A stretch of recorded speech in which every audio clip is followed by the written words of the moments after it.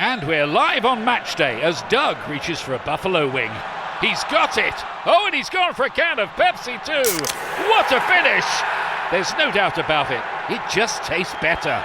Match days deserve Pepsi. Listen to the heartbeat. Chevy is called the heartbeat of America for a reason. With SUVs made to move with your rhythm. The versatile Equinox tackles your entire day.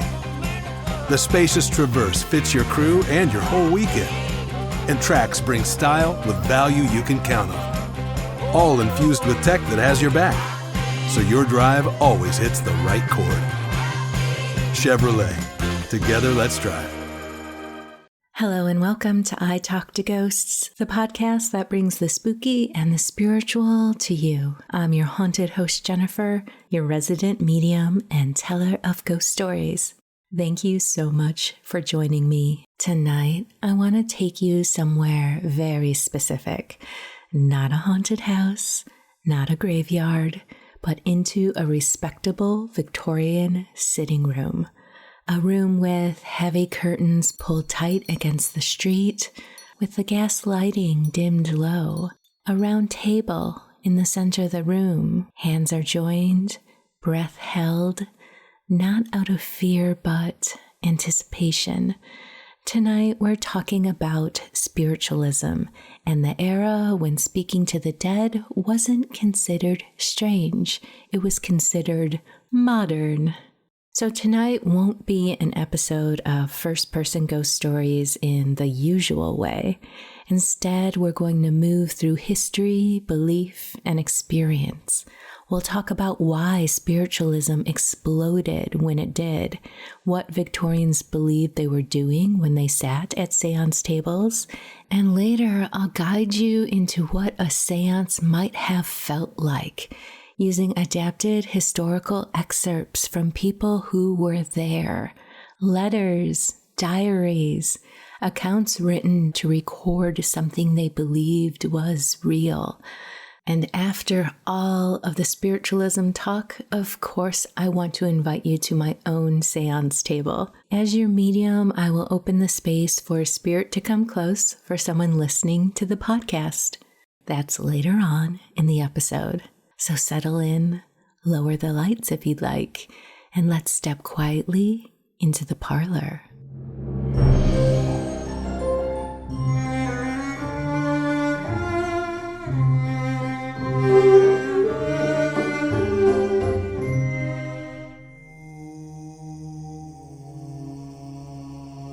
When I personally read about the séance movement, I don't feel amused. I don't feel distant from it. I feel something closer to a recognition.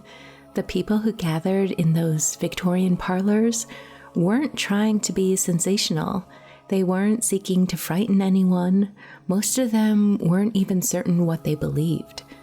What they were doing was sitting still and allowing space for something subtle to occur. And that feels very familiar to me. If you listen to this podcast, you know my work as a medium. There's no drama to the moment connection happens. It doesn't arrive loudly with theatrics. It's quiet, careful, and often easily missed if you're expecting something theatrical. That's one of the reasons I've always felt a kinship with this period of history. Spiritualism wasn't about performance, at least not at its core. It was about listening, participating, trusting. It opened the space to acknowledge something happening, even if we don't fully understand it.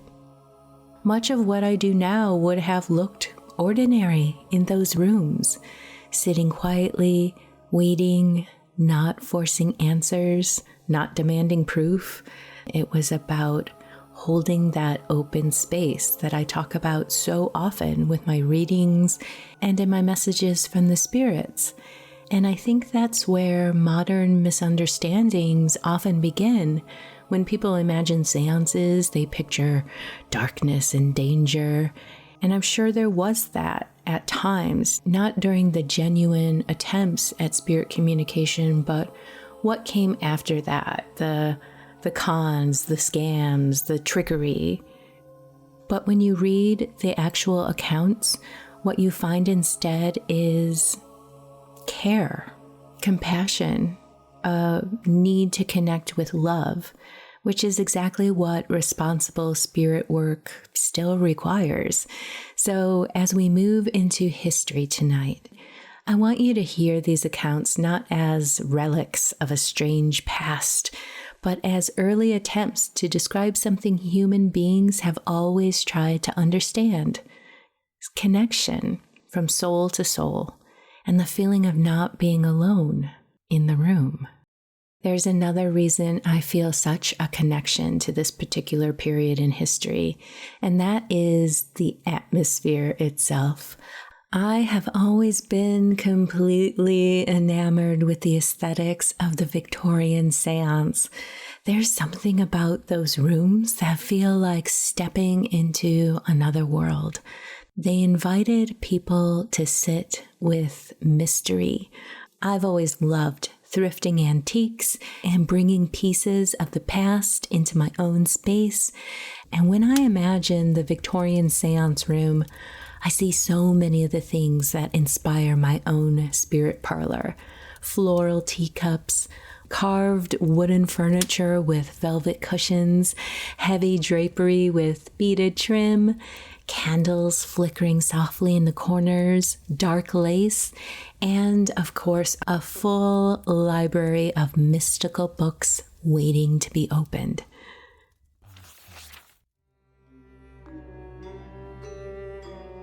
There's something deeply comforting about objects that carry history with them. A worn wooden table that has held decades of conversations, or a teacup that someone once lifted to their lips while sitting in a room that existed long before ours. Books with softened spines and handwritten notes tucked inside. I think that's part of the magic of antiques. They remind us that we're not the first people to wonder about the unknown. The Victorian séance room was not empty or cold. It was a room filled with life, filled with people, memories, grief, curiosity, and hope. It was a place where someone might pour tea for their guests, adjust the candlelight, and gather around a table with a sincere belief that perhaps, just perhaps, they might receive a message from someone they loved and lost. And whether someone approaches these moments from a place of belief, skepticism, or simple curiosity, I think there's something beautiful about the intention behind it all. The room itself was part of the ritual. The objects mattered, the atmosphere mattered. And tonight, as we explore the history of spiritualism, I want you to imagine not just the events that happened in these spaces, but the spaces themselves. The velvet chairs, the candlelight, the sound of a clock ticking somewhere in the background. A room prepared for mystery. A room prepared for the unknown and the unseen.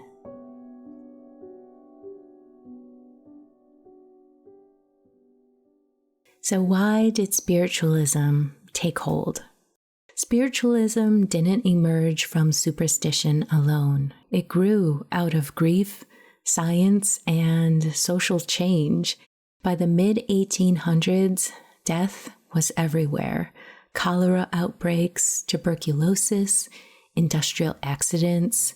There was a very high infant mortality rate. Families lost children, siblings, parents, often suddenly, often young. At the same time, religion was changing. Traditional churches no longer answered every question people had about the afterlife. And science, with electricity, magnetism, telegraphs, it was revealing invisible forces that could act across distance. If messages could travel through wires, why not between worlds? Spiritualism offered something radical, The dead were not distant, they were nearby, and they could speak. The movement gained national attention in the late 1840s with the Fox sisters, whose alleged spirit communications through raps and knocks drew enormous public interest. Whether fraud or catalyst, the results were the same. Séance culture spread rapidly through Europe and the United States. Importantly, spiritualism was not fringe. It was embraced by intellectuals, physicians, writers, and reformers. Women found authority as mediums. Parlors became spaces of quiet rebellion, places where voices normally unheard were suddenly centered. And unlike religion, spiritualism promised evidence. Not faith, not doctrine, a personal experience. Victorian parlors were not theatrical spaces. They weren't meant to be. They were rooms meant for reading, needlework, conversation.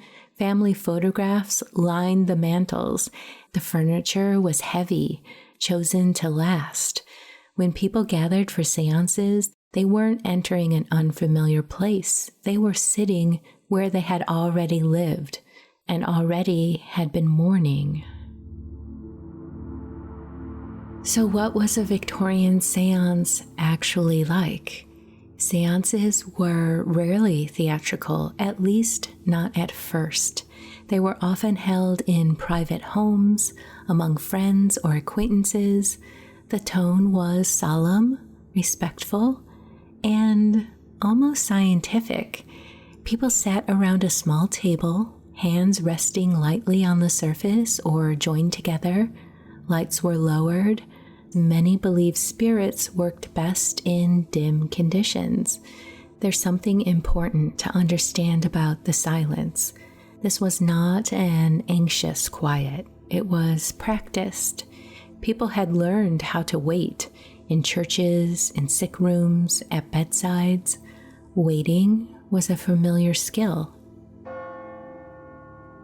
Gas lamps were turned low. Shadows gathered in the corners rather than overtaking the room. Faces remained visible, which mattered. Many sitters later wrote that seeing one another made the experience harder to dismiss. No one spoke loudly, no one mocked the process, and with the waiting came long stretches of silence. And then something subtle happens. A vibration in the table, a single knock. A coolness in the air, described not dramatically but matter-of-factly. Then participants asked questions carefully. Names, dates, private memories. The séance wasn't about spectacle. It was about recognition. As I read these adapted excerpts, I want you to imagine the room they were written in. The furniture is familiar. The people are ordinary. No one expects to be scared. You're sitting among them. Your hands rest on the table. And you wait. Excerpt number 1, a private letter from 1853. We sat without speaking for what felt like a very long time. I recall thinking it must be foolish.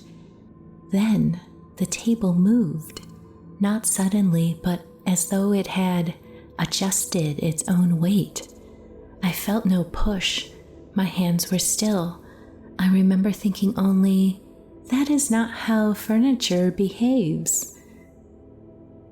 The writer goes on to note that no one pulled away. No one screamed, no one gasped. Instead, they asked the table to repeat the movement. And it did.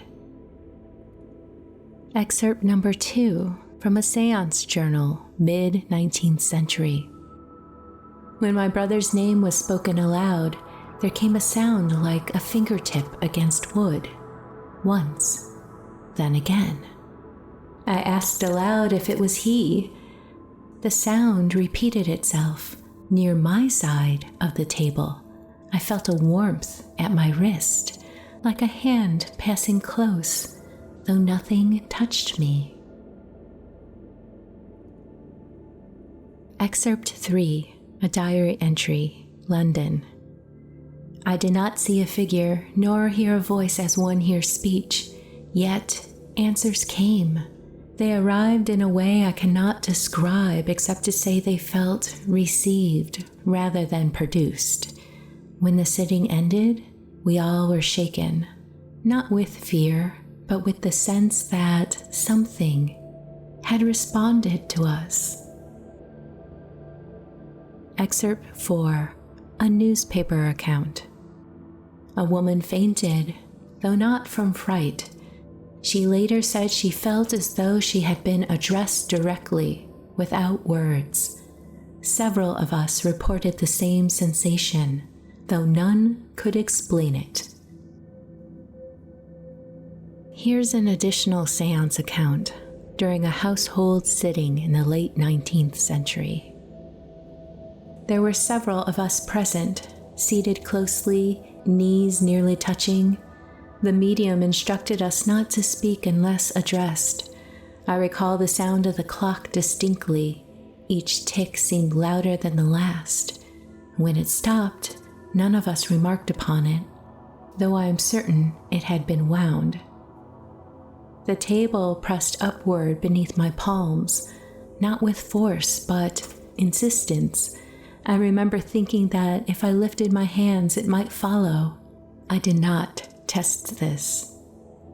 A question was asked regarding a name known to only 2 people present. There came 3 sounds in reply, evenly spaced. When asked to repeat, the sounds came again, though slower, as if measured. I became aware of a sensation at my shoulder, not cold, not warm, only occupied. The space beside me felt taken. I could not have said by whom, only that I no longer felt alone in my portion of the room. When the sitting concluded, we spoke little. The clock resumed. No one suggested an explanation. We parted as we always had, though I felt certain we had been observed. Many séance accounts end this way, not with answers, but with a new awareness, a sense that the room itself had participated, that something had briefly shared the space and then withdrew without ceremony. As spiritualism grew, so did skepticism. Investigations began. Fraud was uncovered alongside moments that resisted explanation. And yet, even when séances were debunked, people kept returning. Because for many, the experience wasn't about proof. It was about trying for a connection, a sense that the dead were not gone, not in the way people feared. Tonight, when we look back at Victorian séances, it's easy to judge them by modern standards, but I think something quieter is worth noticing. These were people sitting in familiar rooms, reaching carefully towards what they missed, who they were mourning, not demanding signs, not asking for spectacle, just listening and holding the space, and perhaps in their own way, being listened to in return. I hope you've enjoyed this discussion on spiritualism and exploring the Victorian séance parlor.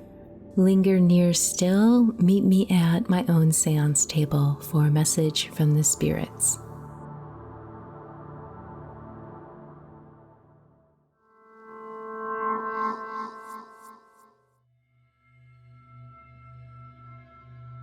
Okay, it's time for a message from the spirits. Thank you for joining me at my séance table. I left a seat for you here across from me. I'm lighting some candles, and as I work tonight, I have wood betony. It's also known as bishopwort. It is said to be very powerful against evil spirits, often carefully planted in churchyards and hung around the neck as an amulet or a charm. It's great to keep with you for its protective qualities, especially if you're suffering from disturbing dreams. Keep it near your bed, under your pillow. You can sprinkle a little bit in the four corners of the room. That herb again is wood betony. Okay, going to clear my mind. Open the space for spirit to come close. I'm immediately being shown rabbits. I think this is a grandmother or a mother, but you're associating her with her sister as well. She was the type of person who always needed to be moving, always needed to be doing something. Not necessarily fidget, but she could not sit still. There was always something to do or something to give of herself. It feels like you moved away, perhaps out of state, something like that. But, you have these great memories of her, and I'm seeing her backyard, and I'm feeling the cool grass on a summer evening. Ooh, and fireflies. She did quirky things too. She saved things, and now she's saying, don't worry, it's okay that you weren't there for her passing. She's saying, I didn't want to wait. I didn't want to wait. Kind of joking about how she always had something to do, was always on the move. That feels like her humor. I hope you can appreciate that. She's talking about religion and her spirituality, and she's saying that, yes, she is with her love now. Don't ever worry about that. He seems like an energetic guy too, but in his own way. Okay, her message for you tonight is to tackle things head on. Be confident, trust in your ideas, trust in your opportunities, know yourself. Logically, you can do anything. This is your time. Use it as a sign. You should step up. You should level up. You'll feel ready once you're doing it. You've meditated on a lot of things, and you know exactly what it is you want and you need. You have these ideas. Now it's time to just start. You're ready. Be confident. Things are going to happen fast, so enjoy it. Pour your heart into it, and she's proud of you. Okay, I think I'm going to leave it at that. If this message connects for you, I'm so happy to facilitate it, and I'm grateful that you trusted me to hold this space with me. Take care.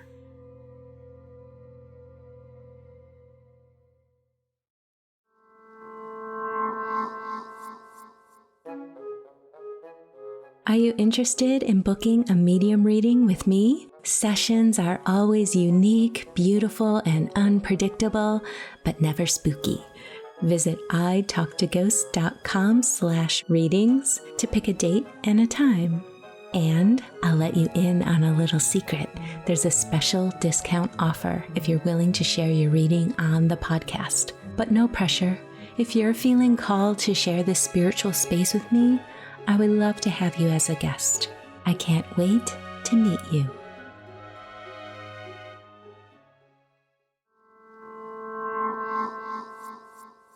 And with that, dear listener, we have reached the end of this episode of I Talk to Ghosts. Did you enjoy the format tonight, where I walked you through a little bit of spiritualism history and what it was like to attend a séance in a Victorian parlour?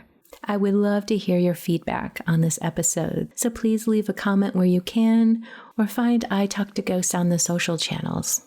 And if you'd like to bring a little of this Victorian spirit parlor atmosphere into your own space, I've created an illustrated printable guide available on my Patreon that outlines some of the items that you can look for in your local thrift stores. You can visit patreon.com/italktoghosts. But no matter where you wander off to in this world or the next, just remember, come back and visit with me. Have a lovely evening and good night.